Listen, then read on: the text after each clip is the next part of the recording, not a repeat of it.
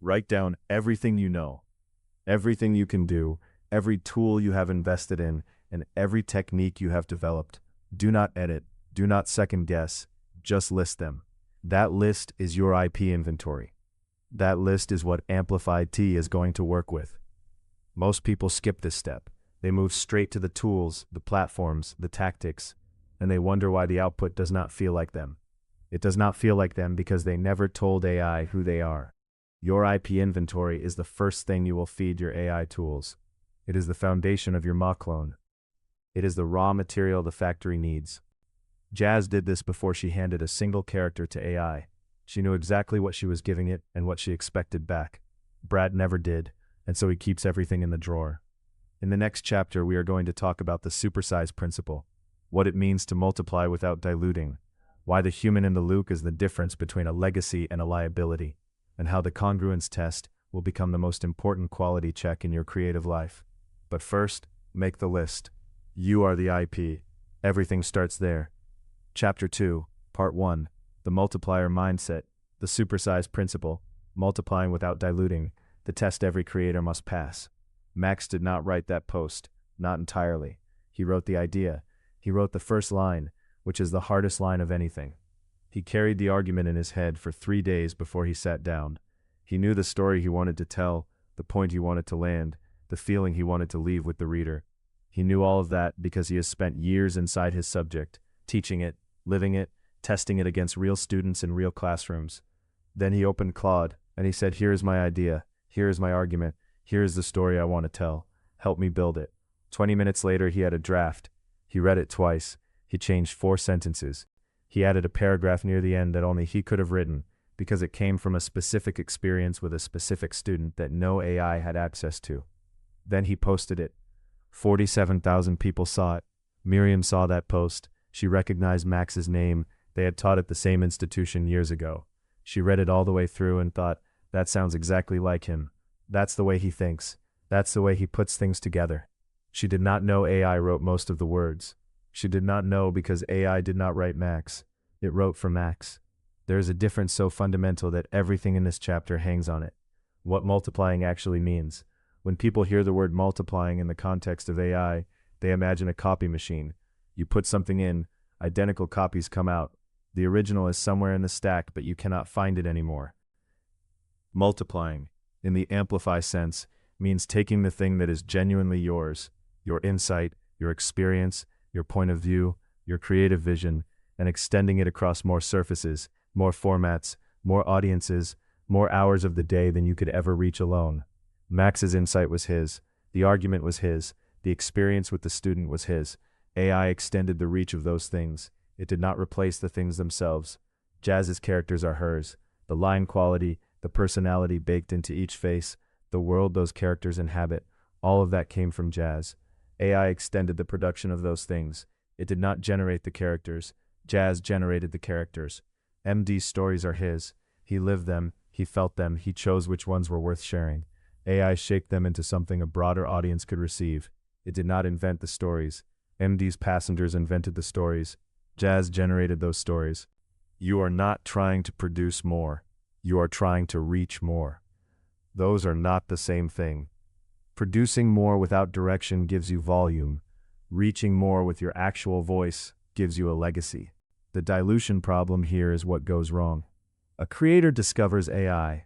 They are excited. They start generating content at a pace they never could have managed before. Posts, videos, scripts, articles, newsletters, a torrent of output. Their numbers go up for a while. The algorithm rewards volume, at least initially, and then something happens. Their audience starts to feel it. They cannot always name it. They just know that something that used to feel like their favorite creator now feels like a brand. The warmth is gone. The specificity is gone. The sense that this person has actually lived what they are talking about, gone. The creator has multiplied, but they have also diluted. They outsourced the wrong things. They let AI write the ideas, not just the sentences. They let AI choose the angle, not just the structure. They let AI decide what was worth saying, and AI, without a philosophy to guide it, defaulted to what performs on average, for the average audience, with the average voice. That creator is no longer themselves at scale. They are a generic content operation wearing their own name. This is the dilution problem, and it is entirely avoidable. The solution is not to use less AI. The solution is to know what AI is for and what it is not for. The solution is a discipline called the congruence standard. The congruence standard: every piece of content you produce with AI assistance needs to pass a single test before it goes anywhere. The test is this: does this sound like me? Not is this grammatically correct? Not is this well structured? Not would this perform well algorithmically? Does this sound like me? Does it carry my voice? Does it reflect my actual position on this topic? Does it include the kind of specific lived detail that I would naturally bring to this conversation? Would someone who knows my work read this and say, yes, that is exactly how they think? If the answer is yes, the content is congruent. Publish it. If the answer is no, if it sounds like a capable but generic version of you, like a professional impersonation rather than the real thing, it is not ready. Go back, add the specificity, add the story only you have, change the line that sounds like it could have come from anybody. Congruence is not a high bar to clear, it is a simple bar, but it requires that you are in the room. It requires that you read the output. It requires that you bring your judgment to what AI produces. That judgment is the human in the loop, and the human in the loop is the only thing that separates a legacy from a liability. The 3 congruence tests. Before publishing any AI-assisted content, run it through these 3 questions. If you cannot answer yes to all 3, it is not ready. 1. Does it sound like me? Not like a well-written version of an idea I might have had, like me. 2. Does it include something only I could have brought? A specific story, a specific experience, a specific observation that no AI had access to because it came from my actual life. 3. Would I say this out loud? If I read this at a keynote or posted it as a video, would it feel natural, or would I be performing someone else's script? AI slop, a creator problem, not a technology problem. The phrase AI slop is everywhere right now. People use it to describe the flood of low-quality, generic, obviously machine-generated content that has inundated every platform since AI tools became widely accessible. Here is what most people get wrong about AI slop. They blame the AI. AI slop is not a technology problem. It is a creator problem. AI produces output at the level of direction it receives.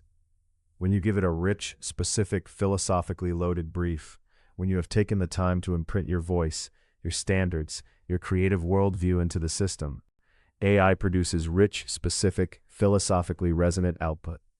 When you give it a vague prompt and accept the first thing that comes back without reading it critically, AI produces a vague, generic, indistinguishable output, which you then publish, and people call it slop. The slop is yours. The absent human produced the slop. The technology just delivered it. Bill's experiment. Bill tried AI once. He asked it to write a song about heartbreak. It gave him something back in 60 seconds. He read it, thought it was fine, shared it with 2 people. Neither of them said anything. He decided AI could not write songs. He went back to complaining about studio fees. What Bill actually discovered was that vague input produces vague output. He learned nothing about AI. He learned a lot about the quality of his direction. Bill is not unusual. Most people's first experience with AI confirms whatever they already believed, either that it is magic or that it is useless. The people who end up discovering it is neither are the ones who bring intention to it, who treat it like a talented assistant rather than a vending machine. You do not put money in a vending machine and then critique the machine for giving you what you selected. You selected it. Bring better selection, bring a philosophy, bring specificity, bring judgment. The quality of what comes out is a direct reflection of the quality of what went in. The director and the cast. There is a way of thinking about your relationship to AI that clarifies everything. You are the director. AI is the cast. A great director does not act every role. They do not write every line. They do not operate every camera. A great director has a vision, a specific, irreplaceable creative vision, and they communicate that vision to the people and the tools around them with enough clarity that the output reflects the vision, not the individual mechanics of how it was produced. When you watch a film directed by someone whose work you love, you can feel their hand in it. The pacing, the framing, the way the story breathes, the things it chooses not to show you. That is directorial voice. It is present in every frame, even though that director did not act, light, or compose the score. That is what you are building with AI. Directorial voice, creative vision that is strong enough and specific enough to come through in everything AI produces on your behalf. The directors who work best with large casts and complex productions are the ones who have done the work ahead of time. They know their vision cold. They can communicate it quickly and precisely. They can look at a scene and know instantly whether it serves the story or betrays it. You need to develop the same instinct with AI output. Look at what it produces and ask, does this serve my vision or does it betray it? Is this moving toward my creative standard or away from it? Is the cast performing my script or improvising one I did not write? When the cast improvises well, you keep it. When it improvises poorly, you correct it. That correction, that ongoing creative dialogue between your vision and AI's output is the work. That is the new creative labor, not the generating, the directing. The best AI output is not the output that required no human input. It is the output that could only have come from a specific human's direction. The fingerprints are supposed to be there. The supersize principle in practice. So what does it actually look like to supersize without diluting? It looks like Max, who spends 3 days developing an idea before he opens a single AI tool. By the time he asks for help with the draft, the idea is so fully formed in his mind that AI cannot dilute it. There is nothing vague for it to default toward. He has already made every significant creative decision. AI is just doing the drafting. It looks like Jazz, who designs every character with her own hand before anything goes near a production tool. The character exists. It has a face, a personality, a history. When she hands it to AI for rendering, she is not asking AI to imagine the character. She is asking AI to produce it.